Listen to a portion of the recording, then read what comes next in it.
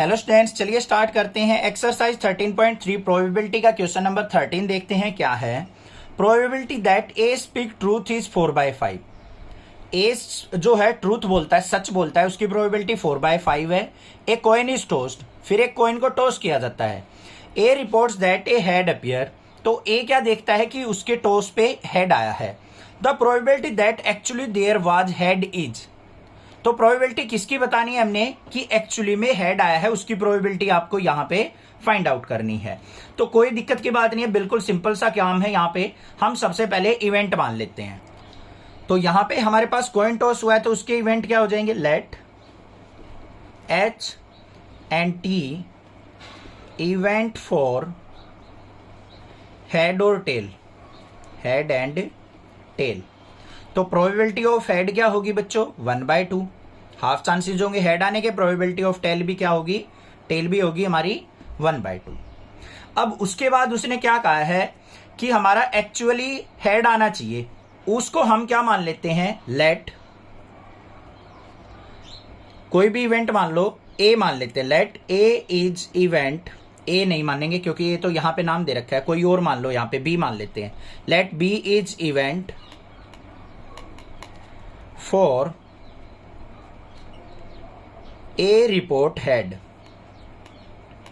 ए report head, कि A ने report किया कि हेड आया, उसके इवेंट को हमने बी से डिनोट कर लिया। अब यहां पे देखो बच्चों क्या होगा, ध्यान से देखो। Probability of B event of head क्या होगी, उसने सच बोलने की प्रोबेबिलिटी क्या दे रखी है, 4/5। अब यहां पे probability of B of tail, अब ये क्या हो जाएगी, 4/5 उसकी सच बोलने की प्रोबेबिलिटी, तो लाई की क्या हो जाएगी, 1/5 हो जाएगी। 1 में से इसको सब्ट्रैक्ट कर लेंगे। अब हमें निकालना क्या है, प्रोबेबिलिटी ऑफ, यहां पे हेड की प्रोबेबिलिटी निकालनी है, और कहां से निकले वो, बी इवेंट से, h/b निकालनी है। तो बेस थ्योरम लगा दो यहां पे, p/h, p into H into probability of head into probability of b/h। यहां पे probability of head into probability of b/h, फिर प्लस में probability of tail into probability of b/t। बस सिंप्लीफाई कर लो। प्रोबेबिलिटी ऑफ हेड क्या है, 1/2 multiply b/h क्या है, उसकी सच बोलने की 4/5। यहाँ पे 1/2 मल्टीप्लाई 4/5 और प्लस में 1/2 मल्टीप्लाई 1/5। सिंप्लीफाई करेंगे इसको, तो probability of head from B is equal to क्या हो जाएगी, यहाँ पे 2 2 जा 4, तो आ गया न्यूमरेटर में 2/5।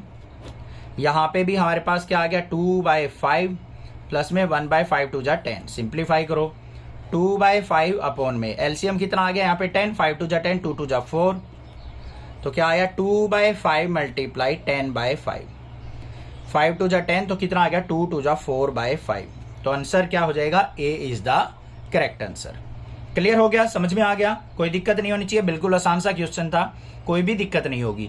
ये ट्रूथ की प्रोबेबिलिटी थी, और हमारी लाई की, झूठ बोलने की क्या हो जाएगी, 1 में से सब्ट्रैक्ट करके निकल जाएगी। कोई भी दिक्कत लगे आप मुझसे पूछ सकते हैं, अदरवाइज चैनल को सब्सक्राइब कीजिए, लाइक कीजिए और शेयर कीजिए। Thank you students for watching. Next classes video.